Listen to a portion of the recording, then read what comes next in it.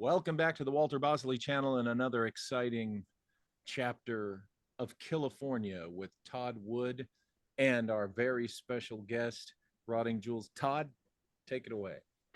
Oh, I'm so pleasured to be here tonight and with the Bosley verse.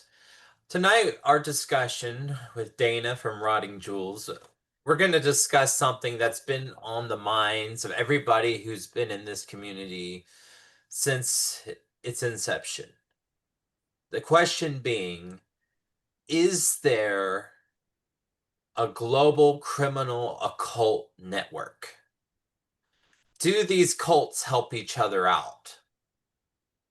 Um, are these serial killers and cults and gangs and evil people, are they all connected? And tonight we'll probably only scratch the surface, but we got to start somewhere. So let's dig in. All right. Dana, what is your thoughts on a global criminal satanic network? Do you think one exists?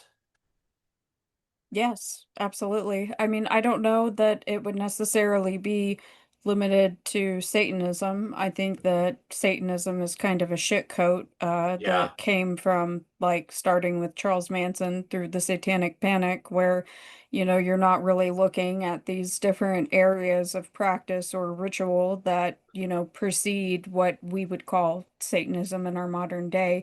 Mhm. But yes, absolutely. I think that there's a very strong argument, especially because of the inconsistency in the ebbs and flows of things, right? Like if something was just kind of natural, it would constantly be there. There would just be Right. little, peaks and little waves and it would dip down, but we have these spikes of activity. Mm, And I think that the spikes in activity, especially depending on what calendars you're looking at or, just mhm, what time period you're looking at in general, especially when we're considering the counterculture era, I think that it speaks to the fact that it is a conspiracy. It's not a theory, though.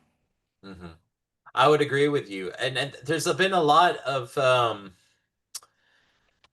been a lot of these evildoers, these criminals, these serial killers, these cultists who talk about it.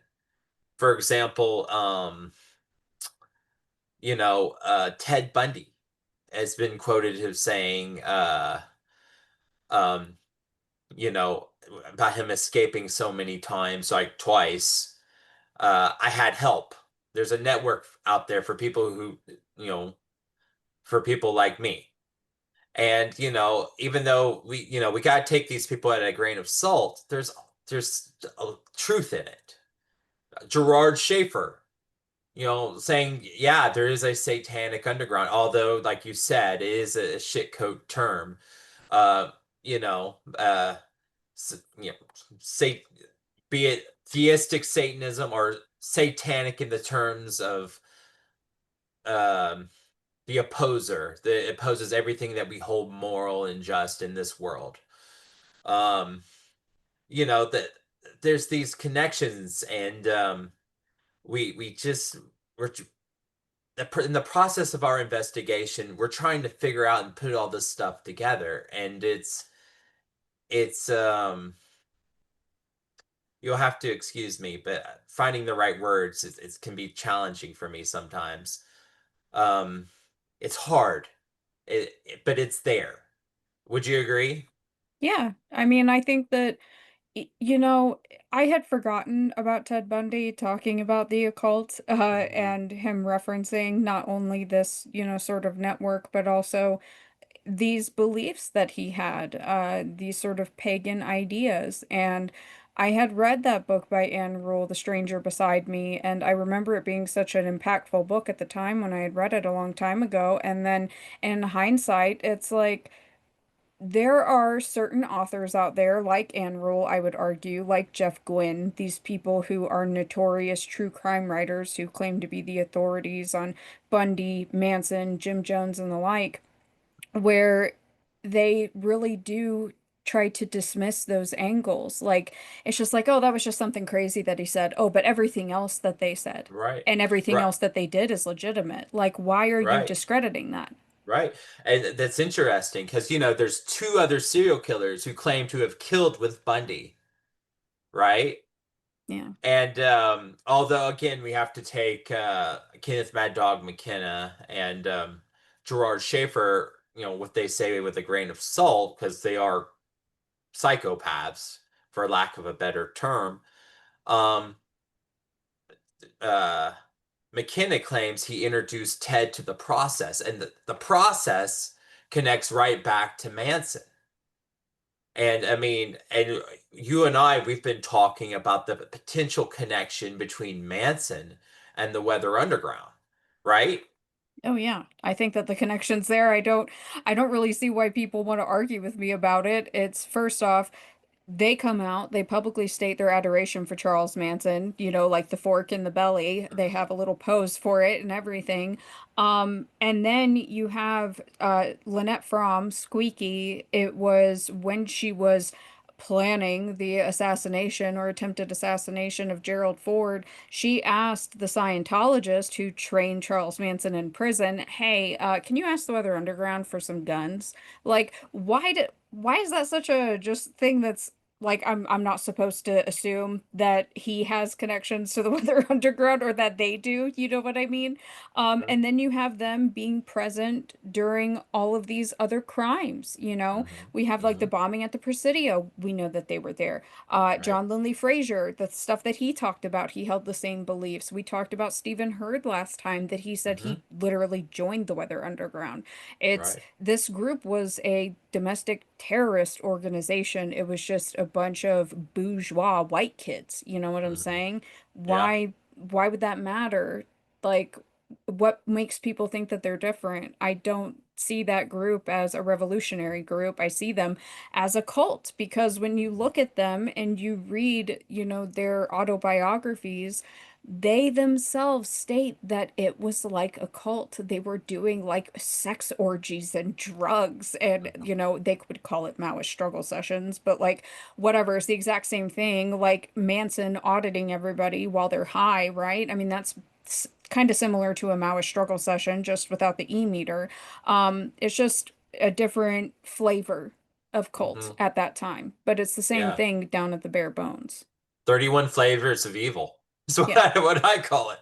yeah, And again, and that connects back to the Four Pie movement, and so, her joining the Weather Underground, and then Manson potentially connected to the Weather Underground and connected to the Four Pie movement, right? And then Manson, who's connected to Squeaky, who has potential connections to this motorcycle gang called the Brotherhood, who had dealings with Thomas Creech, who claimed to have been killing with Ted Bundy, and around we go.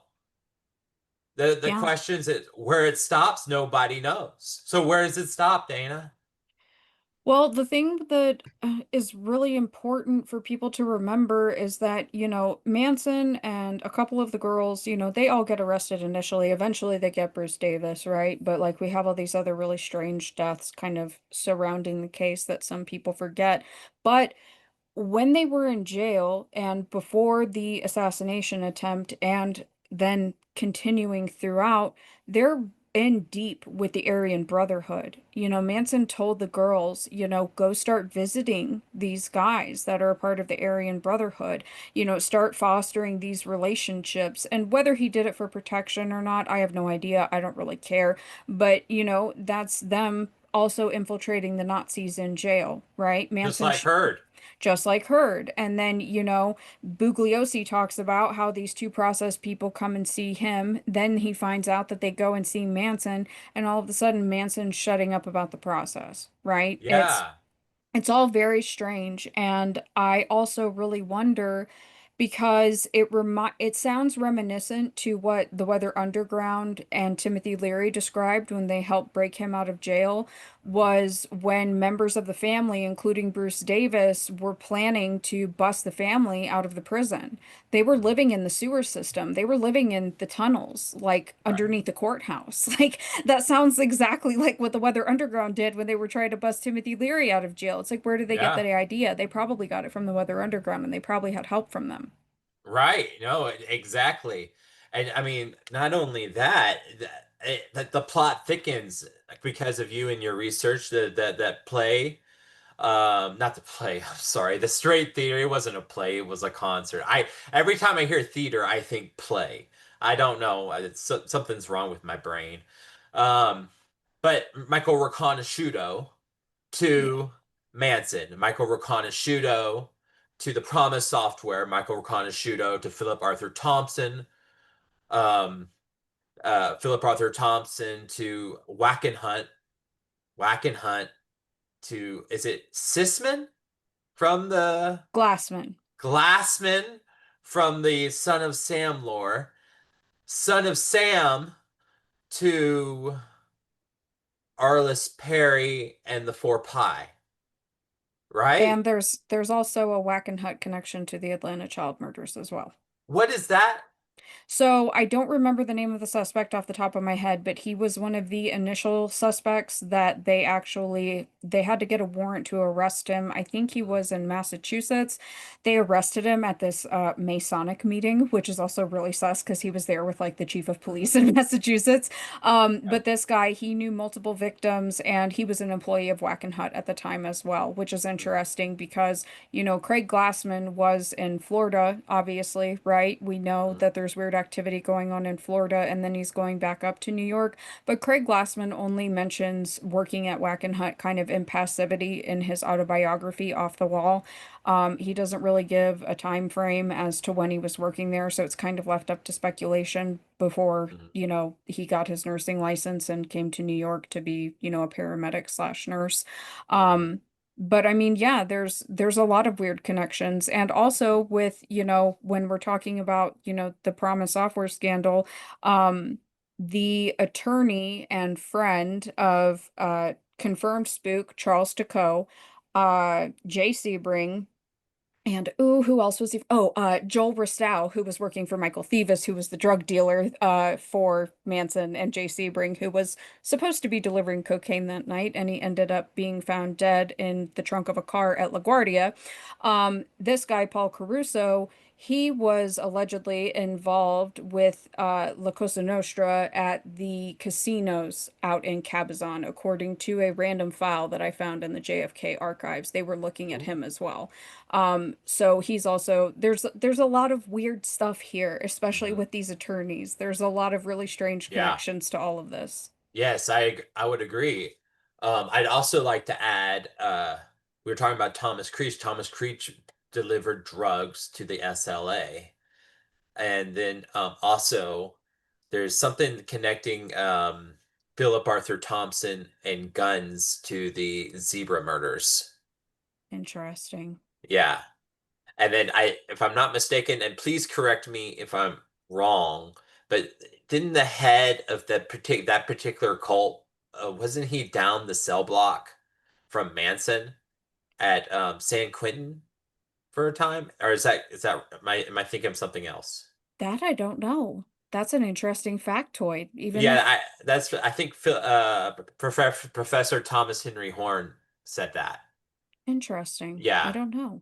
The zebra murders are interesting. I think that they kind of get overlooked, and I think that it's something that people need to consider because it follows within the time frame. Obviously, the racial profile is a bit different, right? But it Hmm. also feeds into not only this, again, sort of like satanic panic, but also the weaponization of racial tension at the time, Hmm. right? It's pitting people against each other, of their more base emotions, but also, that's also politicking, right? So they're also using these cults to their advantage via politicking. Right. Operation Chaos in a sense. Yeah, Yeah. Yeah, and then the motorcycle gangs, like their connection, like what we talked about last time with the Sons of Satan and the Hells Angels and Satan slaves, the straight Satans, the Gypsy Jokers. Uh, that connection is wild too, because do you think they were part of the drug trafficking scene, or do you think it was just individuals on I like foot or car? I think that they were the drug trafficking. I think like I look at them as the mules, sort of, Hmm. you know, Yeah. it's that's kind of the way that Michael Reconciuto described it, especially the relationship between the Brotherhood of Eternal Love and the Hells Angels. Hmm. But I also think it's a reciprocal relationship, right? Like these Right. guys probably get free drugs, they get access to, you know, young girls, I'm assuming, maybe Hmm. young boys.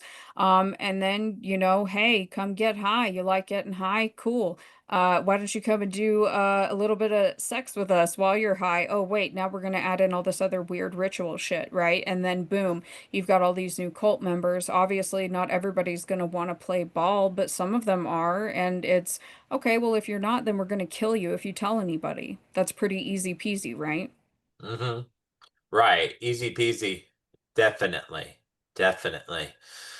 Um, do you think this network, still exists to this day? Oh, yeah, absolutely. I think we're seeing a lot of weird shit in the news right now about some of this stuff. I think that Yeah. I mean, there's, you know, it, obviously a lot of information still needs to come out, but Hmm. there's that, you know, young woman and her mom just signed, you know, went into court as well. She's in the court case supporting her daughters about that case out of New Jersey and Rockland County, New York, about Hmm. this satanic cult where her dad is the chief of police in Leonia, I think, New Jersey, and they were doing a lot of really bad stuff to them, and it's the same theme that we hear over Hmm. and over again. I think that the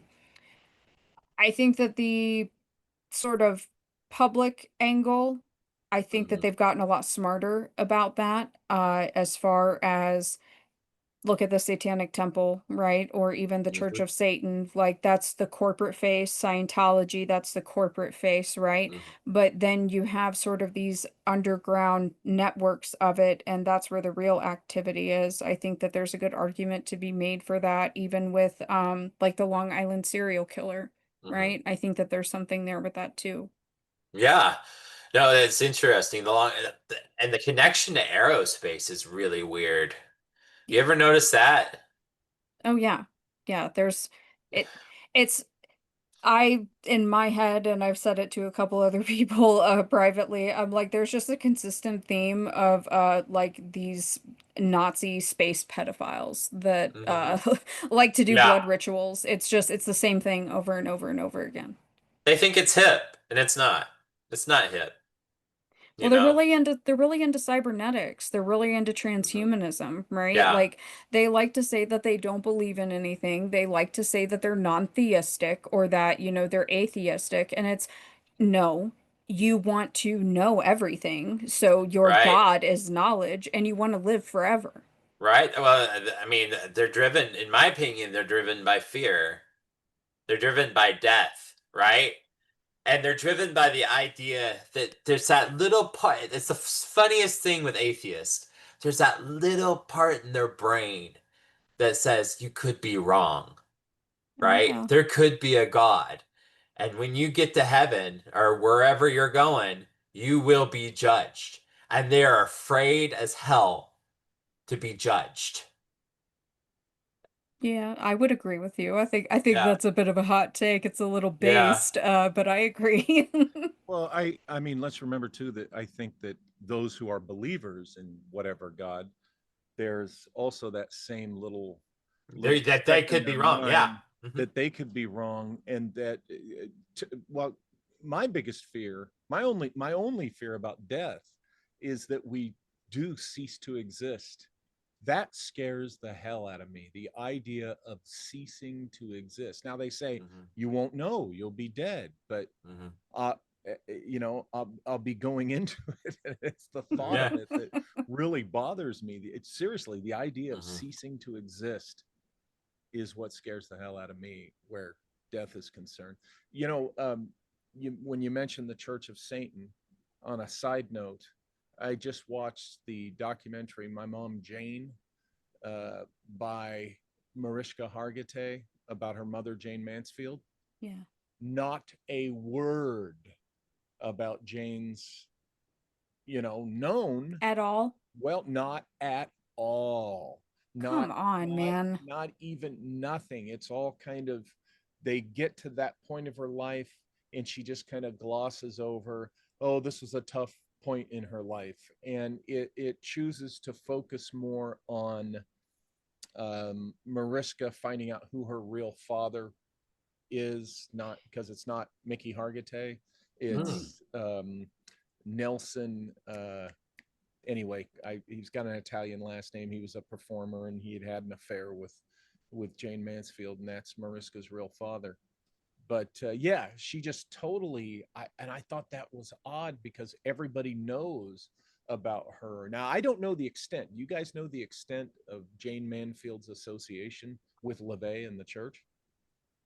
I mean, I think it's pretty shady, there's Hmm. a lot of obfuscation on that timeline. I just think it's really weird and obviously very tragic the way that she died. And when she died, the process was in New Orleans, of just saying, like, Yeah. they were in Louisiana. There's something weird there. There's something weird that happened between her and LaVey, and I think that her known connections and time spent in Yonkers is also very strange, considering the stuff with the Son of Sam and all the weird occult stuff going on in Yonkers. Like, I don't know, was she into some dark stuff? I think so. If What her hanging out with LaVey, I think speaks to that.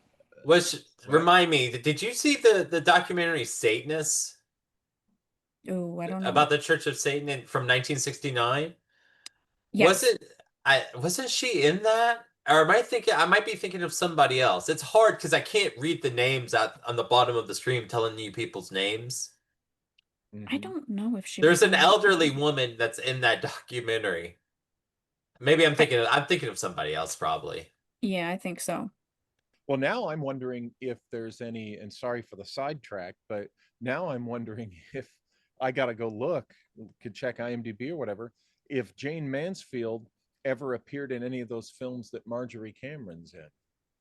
Oh, Oh, that's that's a good interesting. question. Yeah. That's a good question. Hmm. That's a very good question. I may look at that as well, because I was going down a little Jack Parsons rabbit hole the other day for no reason. That's Yeah, there's something off with her, and I understand not wanting to, especially from a daughter's position, you want to be respectful, but I feel like these documentaries, they always do that. They always avoid like certain topics like that, or they just gloss over them, and it's very strange to me. Like the Playboy murders, the episode about Roy Raiden, like they don't even mention this the Son of Sam stuff once, and they barely mention Bob Evans even. And I'm like, what are we talking about here? If we're talking about this, like, what is the point Right. in having this discussion? Perhaps Right. it's almost as if there's still a lingering threat if Yeah, one does talk Yeah. about it. yeah, Yeah. exactly. Hmm. Yeah. Exactly. I mean, especially with like the Roy Raiden stuff, right? You know, Yeah. Sure. and William Mincer, who's can supposedly connected to the Four Pi and the, back to the Son of Sam type of stuff, and yeah, and Arliss Perry. Um, yeah, they don't want us talking about that stuff, Walter, for sure. I mean, they make a pretty good effort to gloss over it. Anything that's inconvenient to them, they won't mention.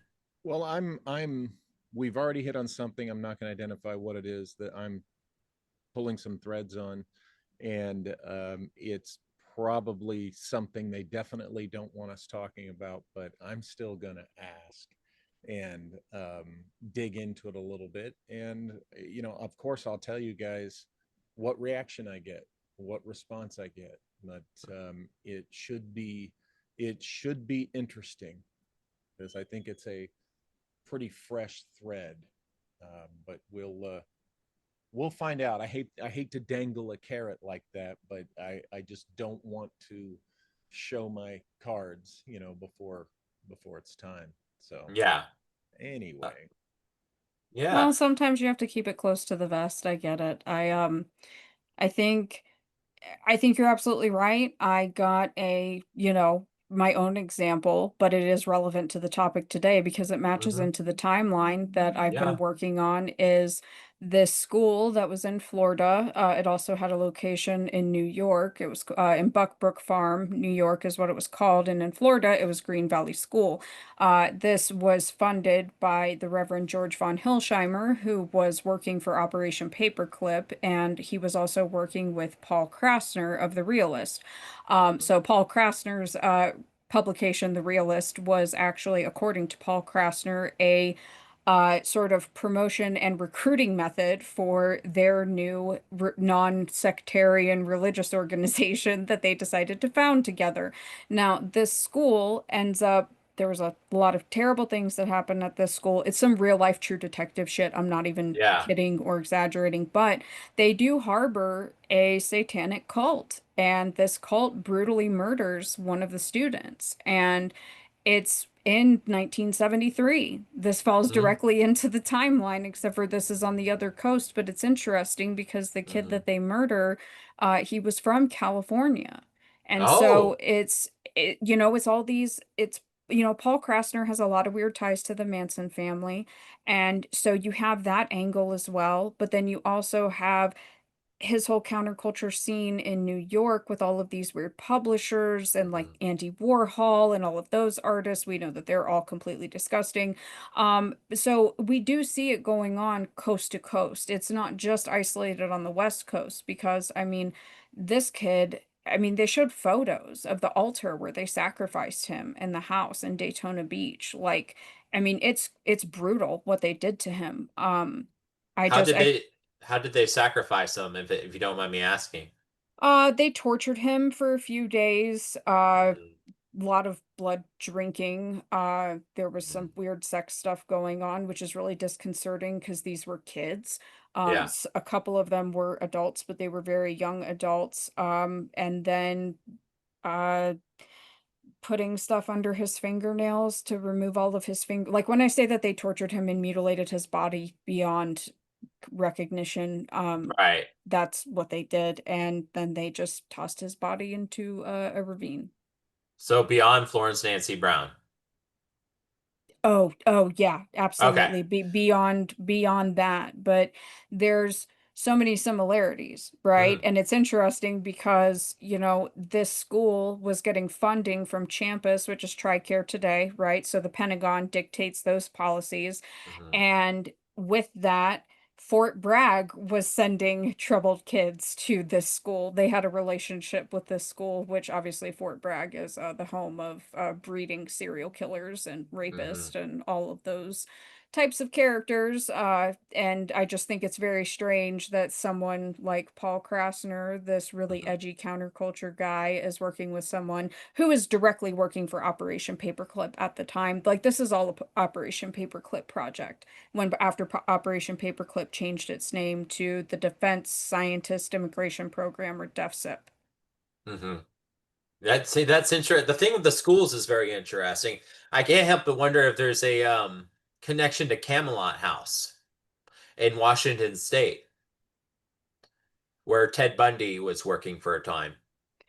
I can find out because I'm Yeah. going through all of these congressional hearings. I mean, there's like 1,000 pages, but with this school in particular, because I'll look up that one too, because in Michigan, during this hearing, it comes out that there's a school in Ann Arbor. That school in Ann Arbor was being run by none other than the Weather Underground. That was their school for their Ooh. kids. So they're all adopting this really weird method of what George von Hilsheimer called natural consequences, aka total democracy, where these kids are allowed to sort of make the rules. But they were doing a lot of weird stuff. They were tying kids in dentist chairs and electrocuting them and videotaping it and then playing it back to the kids. So God only Hmm. knows what else they were videotaping. And Yeah. then obviously reports of promiscuity, back alley abortions on kids, literally, that were getting Oh my pregnant there. God. Oh yeah, and this guy dresses up like he has his whole, preacher, priest with the little white collar, everything. But he says, I'm atheistic. I don't believe he denounces God publicly in 1960. Oh But my so this God. is how he's tricking the public, right? I just Yeah. think it's interesting if it is another project that falls under the umbrella of Operation Paperclip, which is let's just let's let these kids go wild and see what Right. happens. And it's Or MK kids, Ultra. yeah, and it's like it's so weird because it's kids that are specifically the children of parents who are veterans or who are in active service.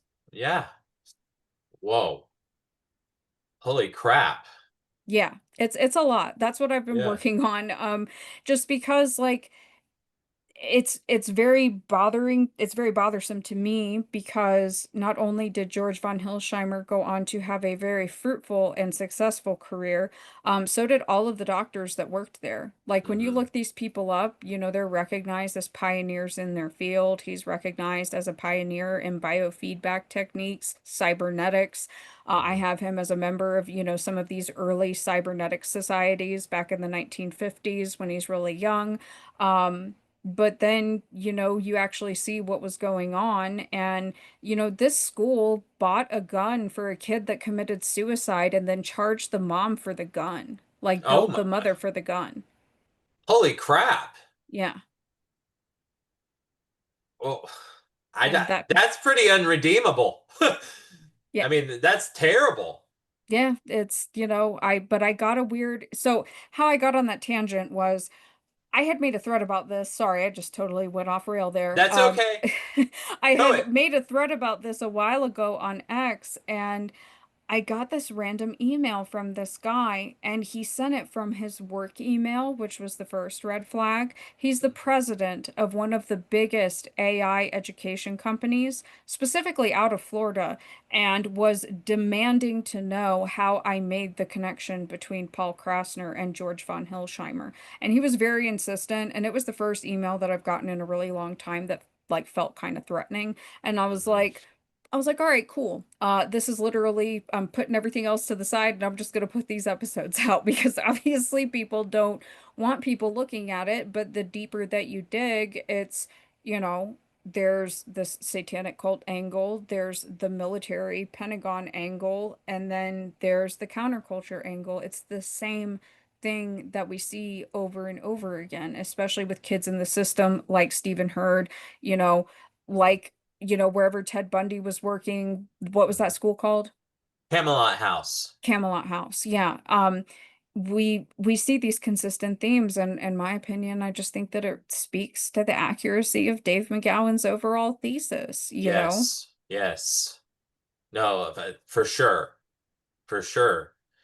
I mean, it's easy to have a network too if you're creating the monsters, you Yeah. know? Yeah.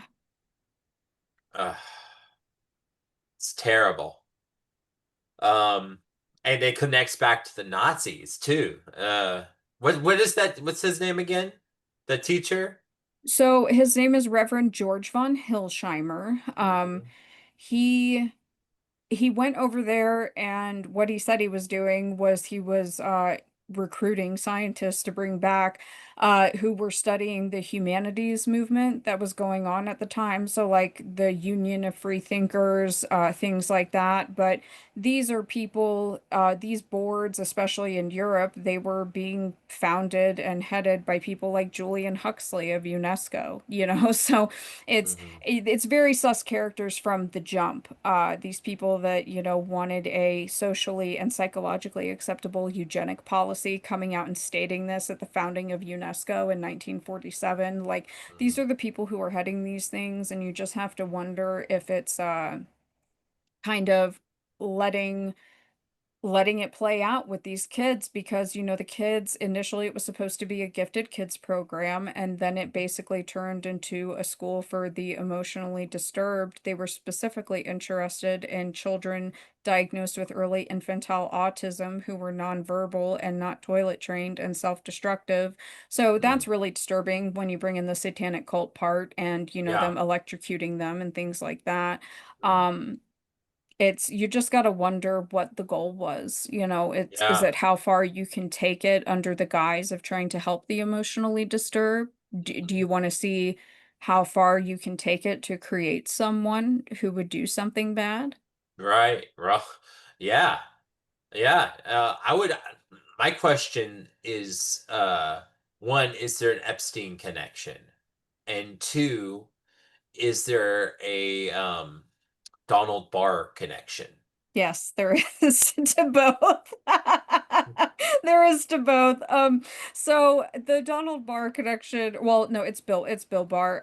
So it's a little loose, but I did find this random book, and in this book they're talking about the Dalton School, and they bring up George von Hilsheimer and the way that he quote unquote teaches, and Bill Barr said, "Oh yeah, that is the exact method that my teachers provide to their students, like this methodology of, this free democracy, whatever you want to call it." But with Jeffrey Epstein is very interesting because, as some people may know, the Edge Foundation, which was largely funded by Epstein, helped train Elon Musk.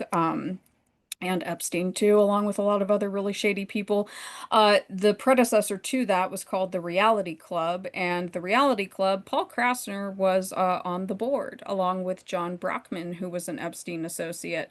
Who else was on the board? We have three people. Well, Paul Krassner is one of them. Two other people very close to the Manson case, Jack Nicholson and Dennis Hopper.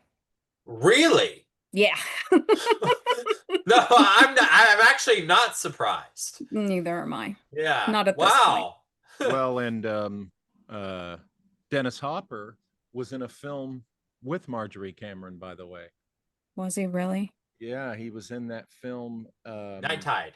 Night Tide. Yeah, about the mermaid and the occultists and things like that. Marjorie Oh. Cameron plays a sea witch kind of figure, Oh, I and didn't know that. yeah, and it's directed by right off the top of my head, I'm forgetting the guy's name, but I just learned recently he appears in the last Orson Welles film that Welles made, The Other Side of the Wind, which, if you're a Welles fan, I love it. I've watched it numerous times. It was finally put together by Peter Bogdanovich just a few years ago. It's on Netflix. And this particular director of Night Tide appears among many people that are known that kind of appear in the film. And what's interesting there is, of course, you had Orson Welles's suspected connection to the Black Dahlia murder. Remember? Right. It's just all this weirdness.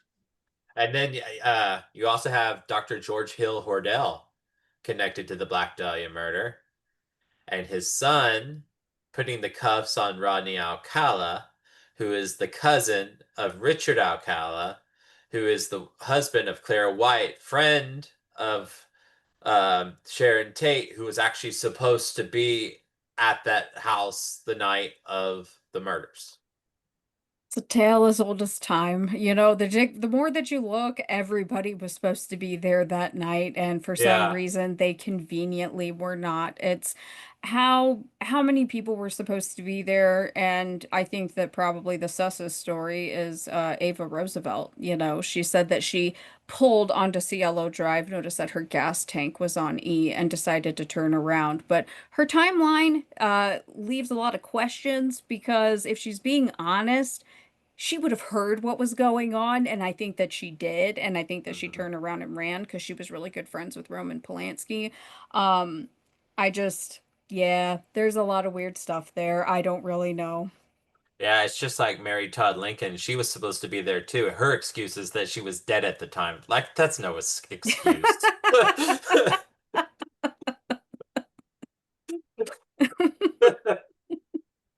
Everyone was supposed to be there. Okay, so Dana. what came to my mind there, Todd, was you got Mary Todd Lincoln, and you've got Riconosciuto in a play, Mary Todd in the play. You could do kind of an overlap little shtick there. Oh, see, you know what? I know where I thought you were going. So you have Michael Riconosciuto, Mary Todd Lincoln, and Margaret Thatcher all sitting in a bar together. You know, one of those jokes. Yeah, exactly. Yeah, yeah. Oh, we shouldn't be laughing. I know, but it's fun. If you don't laugh, you'll cry. Yeah, yeah. That's what my pillows are for. God. If you can't laugh at yourself, you'll cry even harder. Yeah, I would agree. I think that it's the Riconosciuto angle, there's obviously a lot more to be unraveled there. This Hmm. is, this is something that me and George had been working on, but has only been recently factually confirmed. But I think that that in itself speaks to the fact that it is whether people want to call it global or just, countrywide, I don't really care, but it does speak to the fact that it is an intelligence network because someone Right. like Michael Riconciuto has no business being around Charles Manson, the Mm. process, any of these other individuals, and there's no answers as to what happened to Danny Casolaro's sister. I Right. do not accept that Michael did not know her because Michael Hmm. didn't get arrested in Tacoma for another 3 years after Lisa Hmm. died. So it's why was Lisa there? Did Lisa have any interaction with the family? And it's what else was he doing with Timothy Leary? I know he's taking care of Timothy Leary's property in San Anselmo, and I think that Timothy Leary gets a lot of slack, and I don't really know why. We know that he was deeply into Thelema, he was deeply Hmm. into the occult, and later in his life, he's hanging out with literally the new process, Genesis Hmm. Peorage, and Right. it was his property that got raided for all of that CSAM stuff Hmm. that Genesis was like, oh, we totally took out those videos before the cops got there. Somebody tipped Hmm. us off, because people Yeah. wouldn't understand what they saw because everybody consented. And it's like, but there were kids. So what are you Mm. talking about? Right. It's why was Right. Timothy Leary hanging out with them? It's like when you go back and see what Timothy Leary believed in, just like Jack Parsons, it's these people using magic and drugs to get what they Hmm. want. And Robert Anton Wilson does a really great job of explaining it when he's Right. describing Timothy Leary, when he's describing Jack Parsons and Aleister Crowley. He's like, Timothy Leary and Jack Parsons were two of the best examples of what Aleister Crowley believed in and what he, saw as someone truly believing in their practice and, engaging in their practice in real life. Hmm.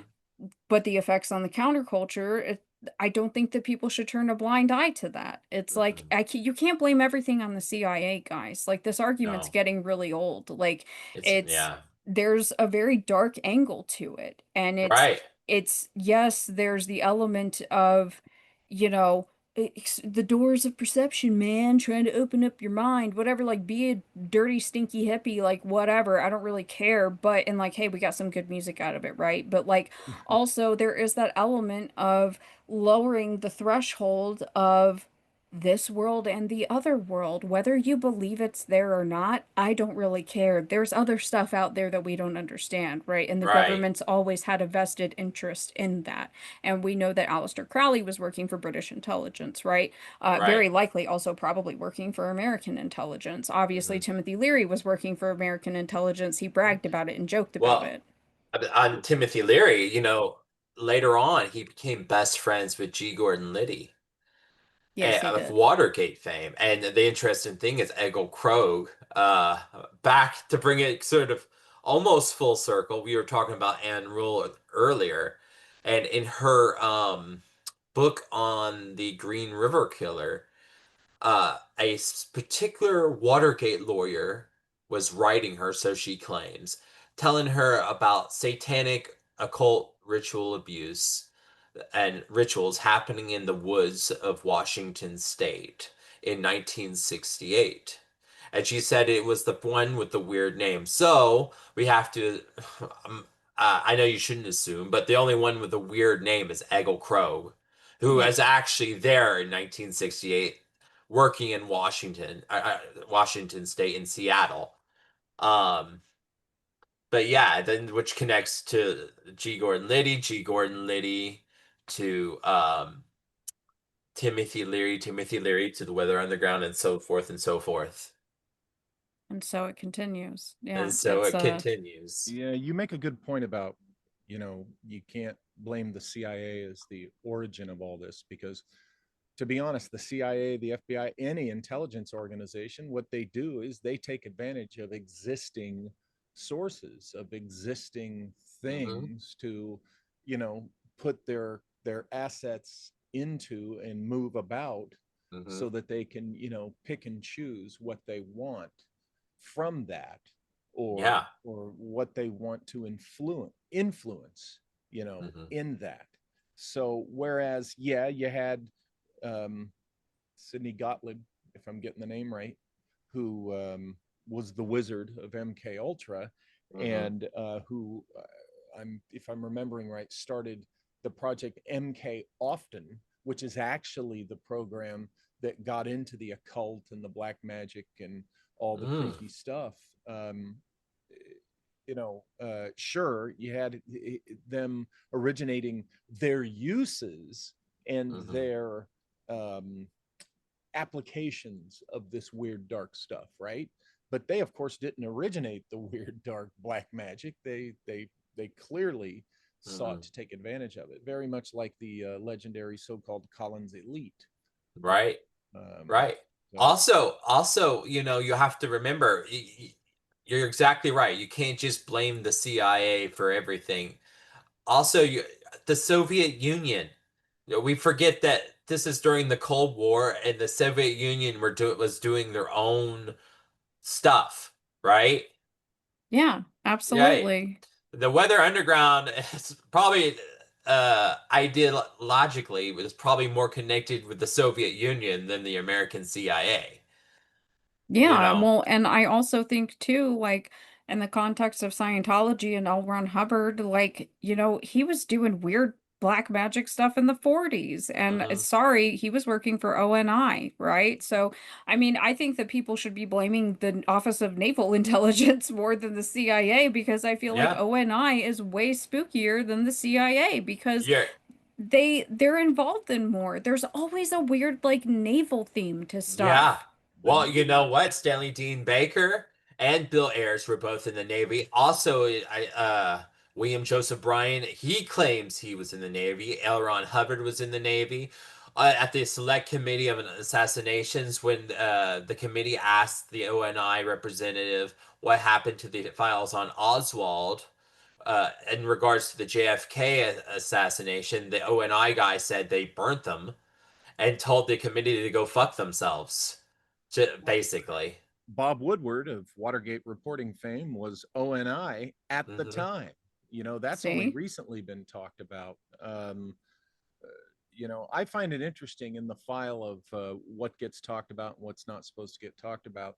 You had 2 seasons of the streaming series Strange Angel about Jack Parsons, which was Hmm. really engaging, really interesting and fascinating. This dramatization, and oh boy, it gets canceled after the Hmm. second season. And the final episode of the second season, the final scene is L. Ron Hubbard showing up in his uniform at the Pasadena house, the parsonage. And golly, the show gets canceled after that. So it looked like they were going to go there. They were going to Hmm. go in the direction of Hubbard, who was ONI. And nope, we're not gonna go there. So you guys are canceled. So I Hmm. find that interesting, considering that a lot of that was during the period where a lot of shows were getting 3 seasons. Whether the Right. ratings were outstanding or not, they were getting 3 seasons. Gro- So yeah. why are we not allowed to talk about L. Ron Hubbard as an ONI agent? Why are we Right. not allowed to? Why is Jane Mansfield's connection to LaVey and the Church of Satan, overlooked? Is it because that happened in New Orleans? And, you Hmm. know, as Dana said, the Hmm. Process. church was in New Orleans at the time. Right. And then, and the connections even go, you got Crowley to Parsons, Parsons to Elron, Elron Scientology, Scientology to Process, Process to the 4 Pi. Mhm. And so and Well, the and then you there's, know, again, things that won't let you go there. Look at True Detective. We've talked about this. The mhm, first season, the masterpiece. And you could go back and read the interviews where they were going to go with the second season. It's clear, I've mentioned mhm, this before, it's clear that in the first episode they were going there because there was Yeah. Hecate symbolism, underworld, all mhm, sorts of weird dark stuff. And then it goes the direction it went, and just mhm. disappoints the hell out of everybody. And Everybody, then we get Walter. Scooby Doo in season 3, and then the mess of the fourth season, which was a mockery of the whole thing. Mhm. What? Why are we not even in fiction and in entertainment and film not allowed to go certain places, right? Yeah, Yeah, yeah, absolutely. The show Aquarius with David Duchovny about the Manson case. I mean, Right. literally the second season, the last episode is them getting the call about Cielo Drive and the fucking show ends and it's like, are you kidding me? And that show is the most accurate mhm, representation that I have seen in media of a portrayal of the case. right, Granted, don't get me wrong, I think that what the writers did is I think that they mixed some of the characters together, and Mm-hmm. those who know and can kind of piece things together. But mhm, like even the story that they have of I can't remember what they call him in the show, but it's supposed to be Bernard Crowe is more accurate to real life because Bernard Crowe and Charles Manson were friends. So right, what did the writers of that show know? They knew something, right? And Yeah. like the focus on there's nowhere else that you see the representation of the spiral staircase and him Right. talking about this witch that owned the spiral staircase and they were doing these satanic rituals and Yep. the place had like a bad energy, a bad vibe because of all of mhm, that. Like Yep. it's so accurate and it's like but again, just like you said, second season, as soon as it's about to go there, it just gets cut It off and you get stops. no answers. And X-Files was classic. It's a classic mhm. TV series, and Mulder is one of the great characters of all time. But personally, Sam Hodiak, Detective Sam Hodiak, is my favorite Duchovny character of them all. Isn't he awesome in that Yeah, role? He's just I I tell people that I could fall in love with a cop if it was Sam Zodiac because because I it's absolutely he's so good. He's such a good character, and he even the is. guy who plays Charlie is just all the characters that they chose did Yeah. such a good job. It was such an accurate representation, and I just you wonder how far they were going to take it, if they were going to show the shady connections between the LAPD and the Hollywood division to the Right. case because they were hinting at that. And yeah, obviously I think that some of the storylines were fictionalized to protect certain parties, but it seemed that they were going to go there. And I just you got to This wonder. this sounds like a show we need to do here on California.